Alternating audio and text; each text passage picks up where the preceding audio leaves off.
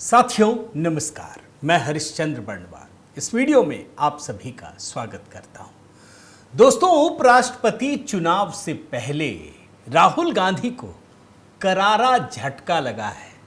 इतना बड़ा झटका लगा है दोस्तों, जीत तो वैसे भी नहीं मिलनी थी, लेकिन नैरेटिव की लड़ाई में भी राहुल गांधी को अपने ही क्षेत्र में अपने ही उम्मीदवार के द्वारा ऐसा झटका लगा है जिसका एहसास दोस्तों आने वाले कई वर्षों तक रहेगा।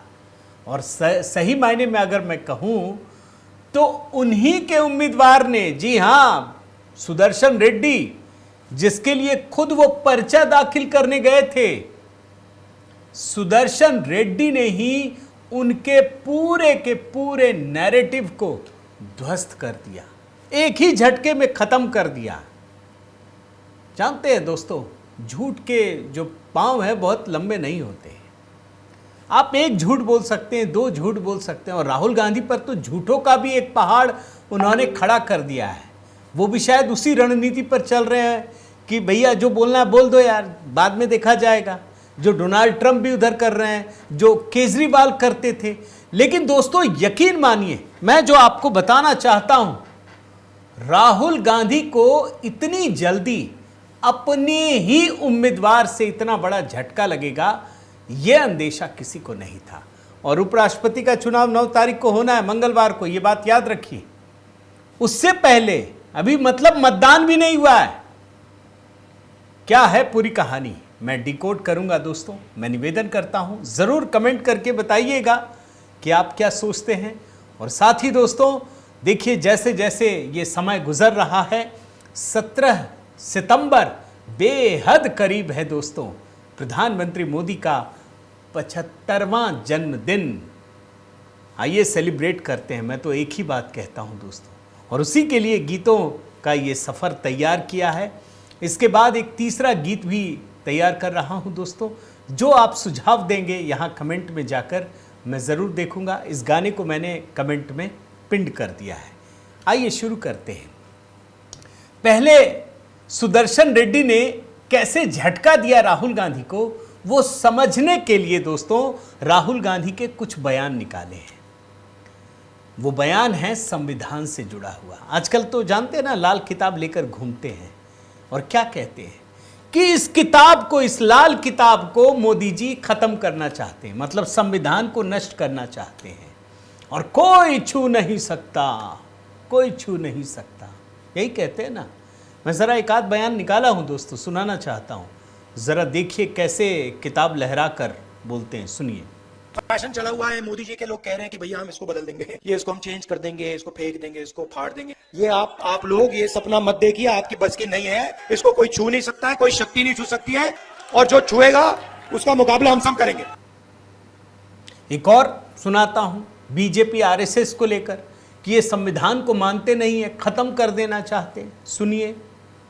और आरएसएस जो संविधान को मानते नहीं है, वो इसको खत्म करना चाहते हैं।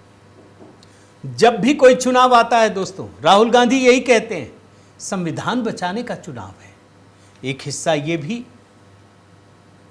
मैं राहुल गांधी, ये चुनाव लोकतंत्र को और संविधान को बचाने का चुनाव है। एक तरफ बीजेपी और आरएसएस लोकतंत्र को खत्म करने की कोशिश कर रही है और संविधान को नष्ट कर रही है, और दूसरी तरफ कांग्रेस पार्टी और इंडिया अलायंस जो संविधान को और लोकतंत्र को बचा रही है।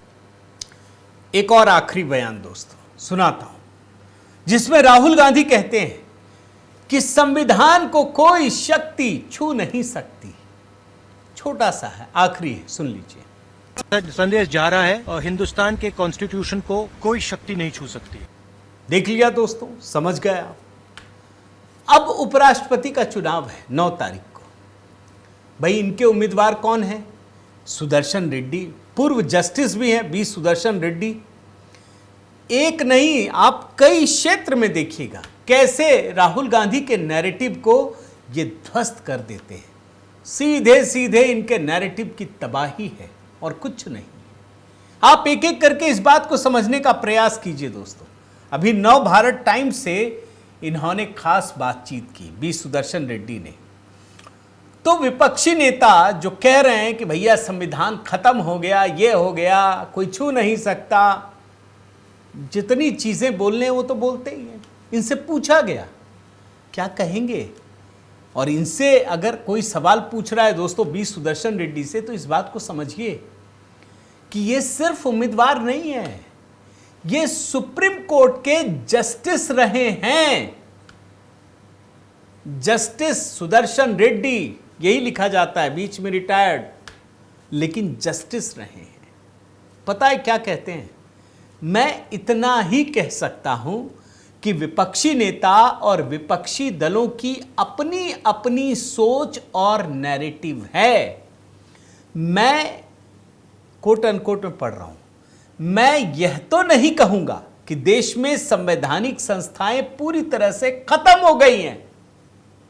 राहुल गांधी बोलते हैं ना कि सब खत्म हो गया, चुनाव आयोग खत्म हो गया, ये खत्म हो गया, सीएजी खत्म हो गया, सब खत्म हो गया। ये कह रहे हैं कि मैं ये तो नहीं कहूंगा कि देश में संवैधानिक संस्थाएं पूरी तरह से खत्म हो गई है, लेकिन कभी कभी ऐसा जरूर लगता है कि हमारी संस्थाओं को जिस तरीके से काम करना चाहिए वो नहीं हो रहा है, मुझे उनके काम में कमी लगती है। तो भैया ये तो सबको लगती है, किसको नहीं लगती? क्या मोदी जी को नहीं लगती? क्या सुप्रीम कोर्ट को नहीं लगती? क्या मतलब चुनाव आयोग को नहीं लगती? किसको नहीं लगती भाई? चुनाव आयोग को नहीं लगा होगा कि सही हुआ तो एसआईआर कर किया जा रहा है। सुप्रीम कोर्ट को नहीं लगा कि नहीं हो रहा होगा तो दलितों को भी जगह दिया, अपने फैसले को बदलते भी हैं। प्रधानमंत्री को भी लगता होगा कि यार इसमें और सुधार की गुंजाइश है, तो जीएसटी को एकदम जेन नेक्स्ट नए लेवल का कर दिया। अरे भाई दुनिया गतिशील है, सबको लगती है।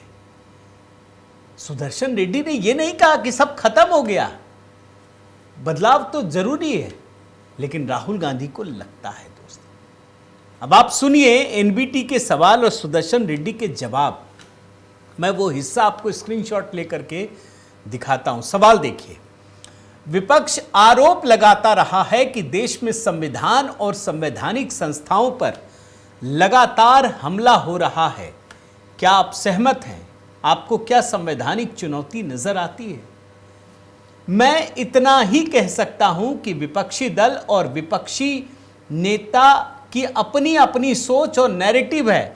मैं यह तो नहीं कहूंगा कि देश में संवैधानिक संस्थाएं पूरी तरह से खत्म हो गई हैं।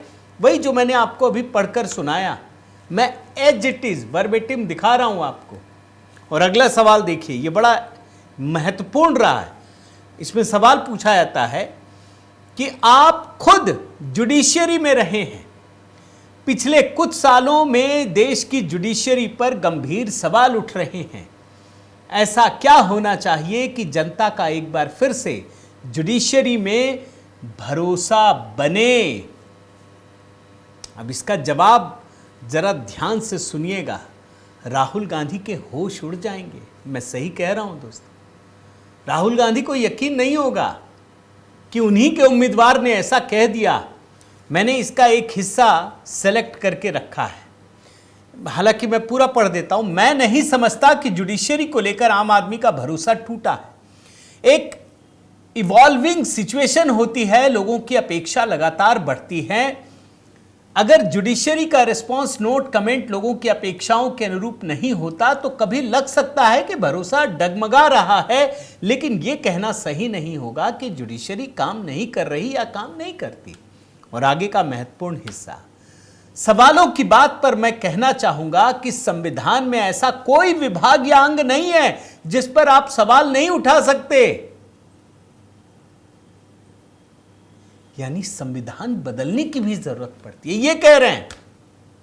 सवाल करने का अधिकार संविधान ने दिया है, हर कोई सवाल उठा सकता है, उठाना भी चाहिए, क्योंकि कोई व्यवस्था ऐसी नहीं बनाई गई जो खुद के लिए काम करे। व्यवस्थाएं इस तरह बनाई गई हैं कि सब मिलकर नागरिकों के लिए काम करे। इसलिए जब लोग कोई कमी महसूस करते हैं, सवाल उठाते हैं, इसमें गलत बात क्या है? लेकिन साथ ही मैं ये भी मानता हूं कि जो संवैधानिक पद पर बैठे हैं उनके खिलाफ व्यक्तिगत आरोप नहीं लगने चाहिए। सब बोल दिए भाई, मोदी संवैधानिक पद पर है, ये मां की गालियां बकी गई। संविधान में भी बदलाव की गुंजाइश है, ये कह रहे हैं। ये राहुल गांधी उल्टा राग अलाप रहे, लेकिन वो भले के लिए होना चाहिए। संविधान में भी बदलाव भले के लिए होना चाहिए। अब आप जानते हैं दोस्तों, मैं तो जब ये बता रहा हूं, आप सोचिए सुदर्शन रेड्डी के ये बयान सीधे सीधे राहुल गांधी के नैरेटिव को ध्वस्त करने वाले हैं।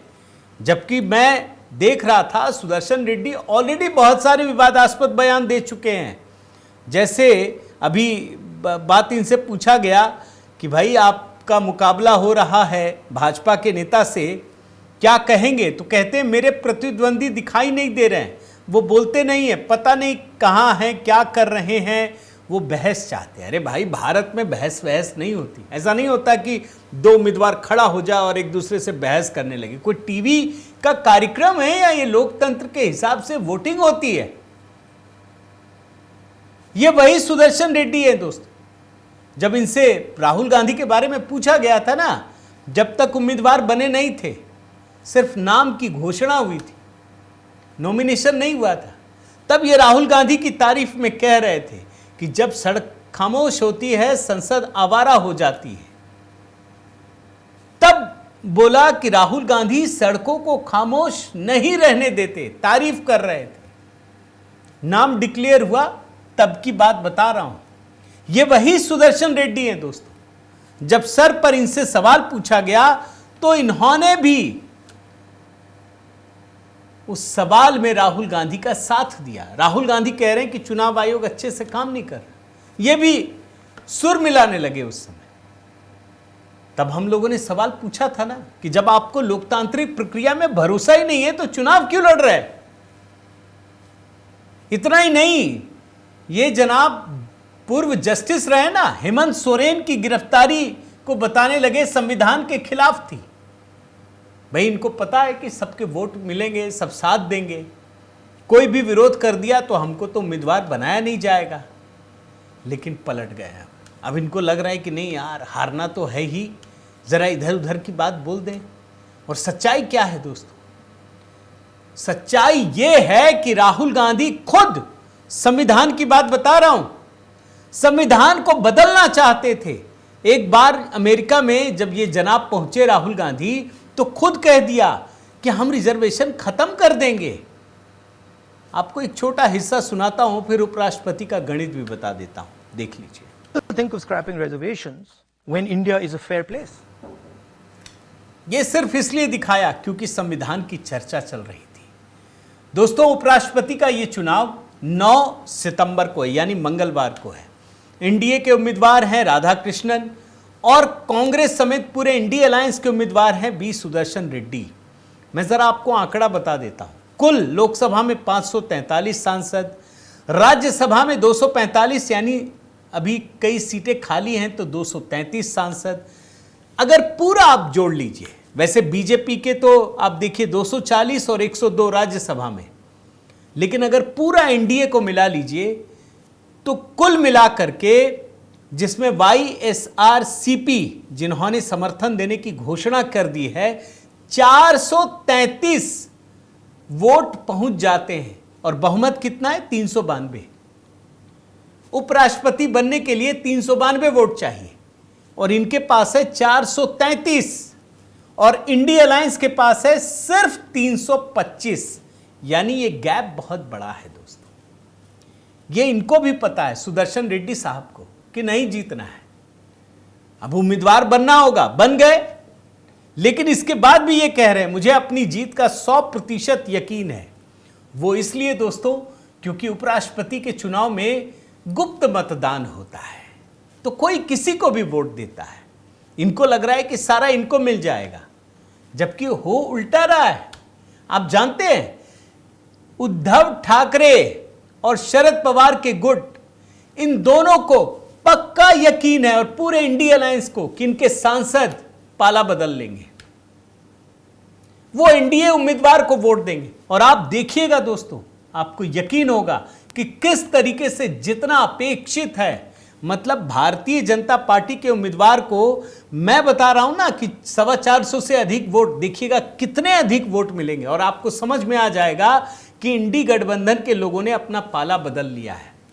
और इसीलिए दोस्तों आज ही कई बैठक थी, इंडिया अलायंस की भी बैठक थी, कुछ हवा भी नहीं है, मायूस हैं। इनको पता है कि जीतना भी नहीं है और जो हमारे पास जितने सांसद हैं हो सकता वो भी पाला पलट लें। और तब मुझे लगता है दोस्तों कि कहीं इस बात का एहसास सुदर्शन रेड्डी जी को तो नहीं हो गया और इसीलिए वो फिर सही सही बात कहने लगे। वो सोच रहे होंगे कि यार इतना बोल के भी, राहुल गांधी की तारीफ करके भी अगर उतने भी वोट नहीं मिले तो बेकार है यार, गलत बात भी बोलना और चुनाव में भी हारना। तो कहीं इसीलिए तो वो अब सही सही बात नहीं कहने लगे, साफ साफ कहने लगे। लेकिन फर्क किसको पड़ा? राहुल गांधी को, जो झूठ की राजनीति करते हैं, भ्रम की राजनीति करते हैं, डराने की राजनीति करते हैं। तो दोस्तों इंतजार कीजिए, उपराष्ट्रपति चुनाव से पहले ही इतना बड़ा खेल हो गया और राहुल गांधी को वास्तव में बहुत बड़ा झटका लगा है। वैसे आपसे भी एक सवाल है, क्या लगता है आपको? आसानी से जीत जाएंगे ये तो मैं मानता हूं, लेकिन बड़ी जीत हासिल करेंगे राधाकृष्णन या नहीं, या सुदर्शन रेड्डी वास्तव में टक्कर देंगे हल्का फुल्का भी? ज़रा अपने कमेंट करके बताइएगा।